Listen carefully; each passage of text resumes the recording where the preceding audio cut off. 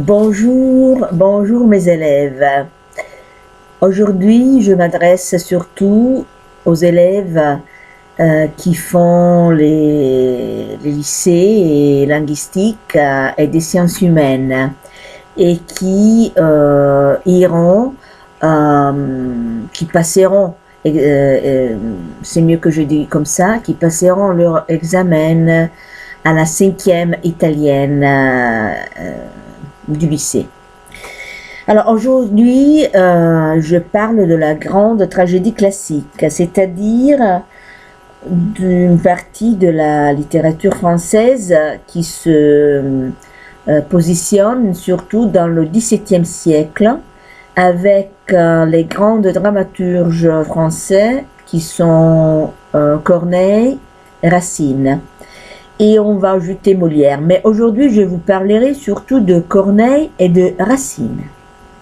Je trouve qu'il y a toujours de possibilités d'actualiser ces dramaturges au moment actuel. Non? Il y a des liaisons parmi ces écrivains du XVIIe siècle et notre actualité. Je dois dire que ces dramaturges du XVIIe siècle offrent une langue exceptionnelle et ils ont un avantage sur les autres, c'est-à-dire sur les autres écrivains, que leur langue se donne à entendre dans un spectacle. Donc, c'est une littérature. Excusez-moi, là, il y a la chatte qui est passée. C'est une littérature qui est bien jouée dans un théâtre et avec des artistes qui la jouent. J'aime beaucoup ces deux écrivains, ces deux dramaturges, parce qu'ils nous parlent de nous. Ils nous parlent de notre âme, c'est-à-dire de nos conflits. Et on part de Corneille. Il a écrit surtout des tragédies. Il a peint des conflits intérieurs de l'âme. Et dans son œuvre, on trouve un monde déchiré par les guerres intestines. Les conflits et les luttes font partie de la vie quotidienne. Ça, on le sait bien, non? Son œuvre, la principale œuvre, c'est le Cid, le conflit de l'honneur et de l'amour. Il y a aussi écrit Cinna ou la Clémence d'Auguste, une autre œuvre vraiment intéressante. Les grands thèmes, quels sont? C'est le drame d'un conflit moral. Corneille recherche les sujets qui remuent fortement les passions et il les trouve surtout dans l'Antiquité romaine.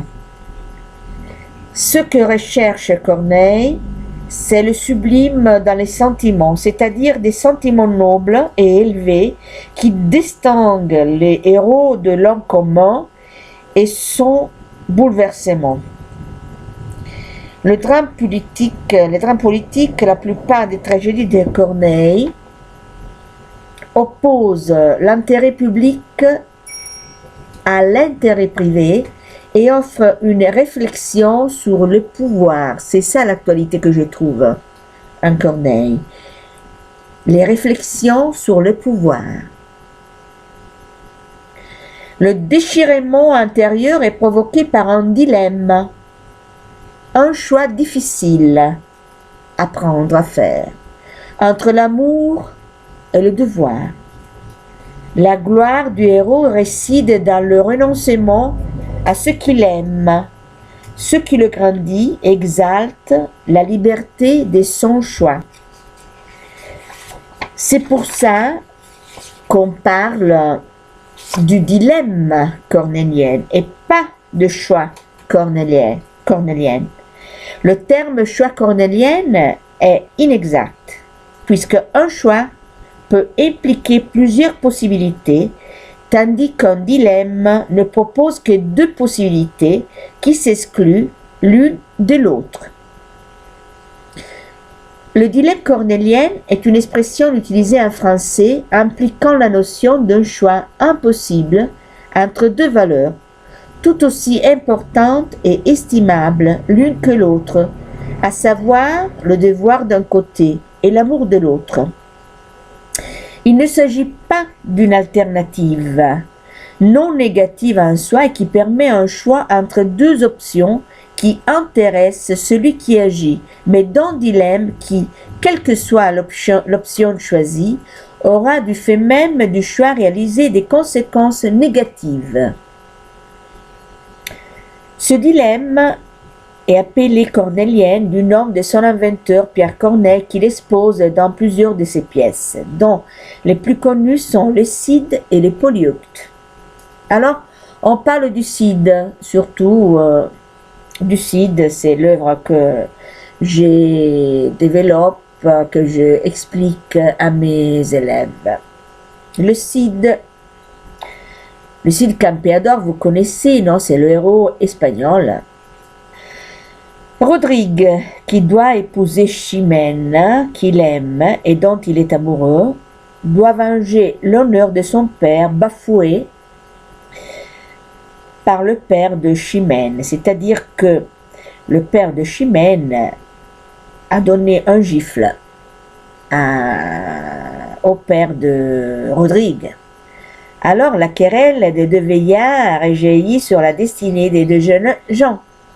Si Rodrigue obéit à son devoir, il doit tuer le père de sa promise, mais du coup perd son amour. Alors là, vous voyez, alors s'il décide de l'amour pour Chimène, là il est un peu combattu, il est en conflit. Mais alors, dans cette première option, il peut passer comme un lâche, on peut dire un infâme, on dirait aussi. Mais s'il refuse la vengeance, mais s'il accepte de se venger, alors il peut choisir l'honneur familial. Donc, si Rodrigue obéit à son devoir, il doit tuer le père de sa promise, mais du coup perd son amour. S'il refuse la vengeance au profit de l'amour, il manque à son devoir et portera toute sa vie la marque de la lâcheté. C'est pour ça que Corneille évoque la situation psychologique difficile du héros. Écartelé, déchiré entre l'un des deux choix qui s'offrent à lui. Et dans la pièce, Corneille fait choisir le devoir par Rodrigue. C'est ça, non? Alors, il y a le monologue de Rodrigue, non? Qui est trahi par le Cid, acte 1, scène 6. C'est magnifique ce monologue, non? Le monologue qui se développe sur des questions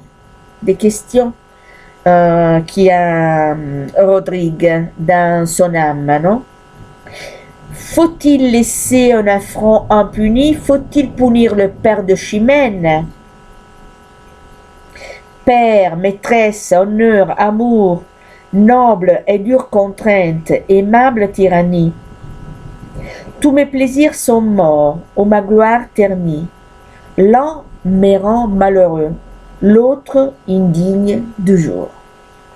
Et encore des autres questions. M'es-tu donné pour venger mon honneur? M'es-tu donné pour perdre ma Chimène?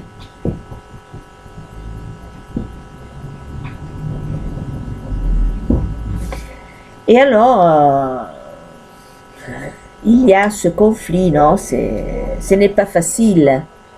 Parfois, on se trouve dans cette même situation, non?